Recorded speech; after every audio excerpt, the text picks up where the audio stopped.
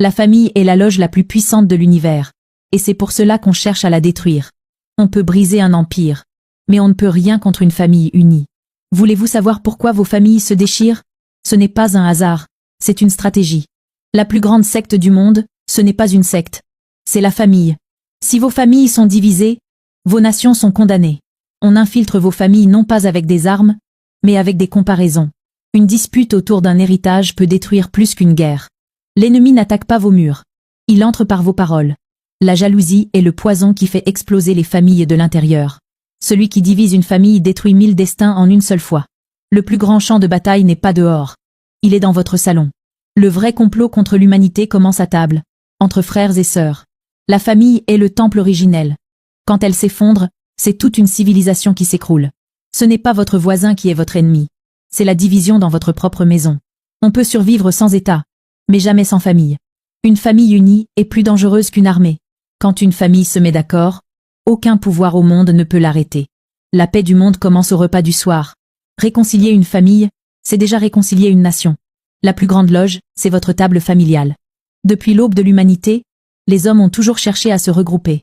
Ils ont formé des tribus, des guildes, des confréries, des cercles initiatiques, des loges secrètes.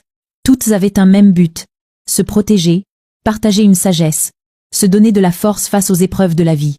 Mais au-dessus de toutes ces structures, une seule institution demeure universelle, intemporelle, indestructible. La famille. Elle n'est pas une invention humaine.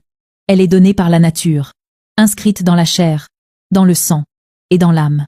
Comme le disait Pythagore, honore d'abord les dieux immortels, puis honore tes parents. Et en cela, il rappelait que la famille est le premier temple, la première école, la première cité. La famille, racine de toute civilisation. Quand on observe les civilisations anciennes, on comprend vite que tout repose sur la famille. En Égypte, les dynasties pharaoniques s'appuyaient sur des lignées familiales sacrées.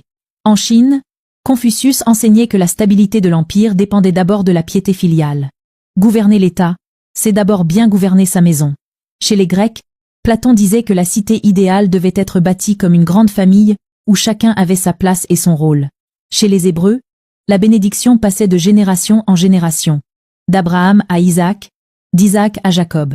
L'histoire le montre. Lorsque les familles sont fortes, les civilisations prospèrent. Quand elles se corrompent, les empires s'effondrent.